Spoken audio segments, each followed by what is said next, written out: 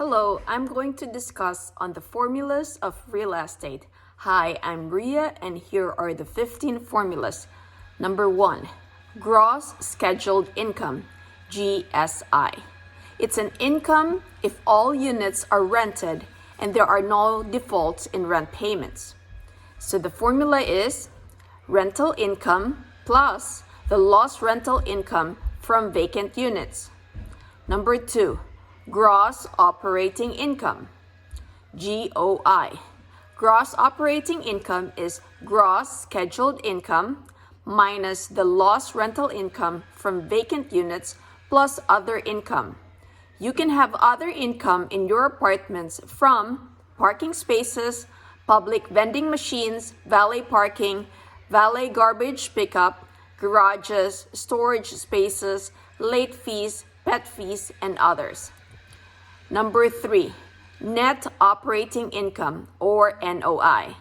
The formula is gross operating income minus your total operating expenses. The operating expenses are insurance, taxes, common area maintenance fee, which would include management fees, building maintenance, building repairs, utilities such as water, sewer, garbage, administration fees, management salaries and fees, property lighting, parking lot maintenance. So these are examples of operating expenses. Operating expenses should not include debt service, CAPEX or capital expenditures such as roofing, siding, and windows. Property marketing costs is not included. Capital reserves for future large repair projects, leasing commissions or tenant improvements, allowances, and maintenance costs. Number 4, cap rate. So when you purchase a property for cash, this is the interest that you get if you paid cash on the property. Cap rate compares an investment property's net operating income with its market values. It allows buyers to quickly compare properties to see which one is most worth it. Cap rate's formula is net operating income divided by market value of property. Fifth formula, cash on cash return. This allows buyers to compare investments and evaluate the most profitable one based on the terms of financing. The formula for cash on cash return is net operating income divided by the total cash investment. The total cash investment includes your down payment, closing cost, renovation cost, and other upfront fees you paid to acquire the investment property. Formula number 6, equity build-up rate. The formula is mortgage principal paid in year 1 divided by the initial cash invested in year 1. Seventh formula, price to rent ratio, equals purchase price of the property divided by the annual rental revenue. Your question would be, what is a good price to rent ratio? As a general rule, the price to rent ratio is classified into 3 ranges: low, moderate, and high. Low has a score of 15 and below, moderate has a score of 16 to 20, high has a score of 21 and above. So low, it is better to buy a house than to rent one. Moderate, it is usually better to rent than to buy a house. High, it's definitely better to rent a house than to buy one. So for example, the average purchase price of a home is $300,000. The rent per month for this property is $1,600.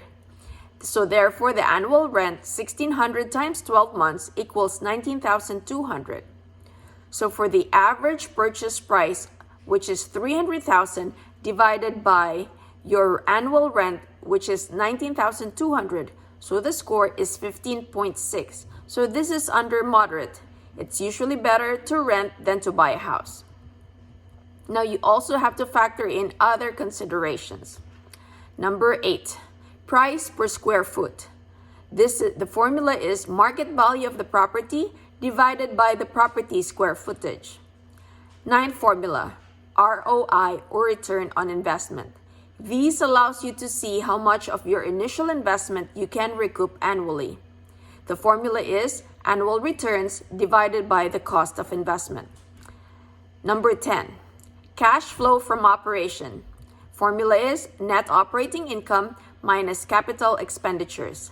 11th formula, cash flow after financing equals cash flow from operations minus financing costs. What does financing cost means? It is the borrowed money in order to make the investment. 12, occupancy rate. Formula is number of days occupied divided by the total number of days in 1 year. Number 13, break-even ratio. The figure that is considered optimal by most industry experts is 85% or less. A high break-even point is not an ideal situation for rental property owners because their loan options are limited and they will also have trouble attracting investors. The formula for break-even ratio is debt servicing costs plus operating expenses divided by your gross operating income. So remember, we want the break-even ratio to be 85% or less. Number 14, gross rent multiplier or GRM. They tell you many months or years it takes for an investment property to pay for itself. The lower the gross rent multiplier, the better, which means that your rental property will take less time to pay off its property price. So you want the gross rent multiplier to be around 4 to 7. The formula for gross rent multiplier is market value divided by the gross scheduled income.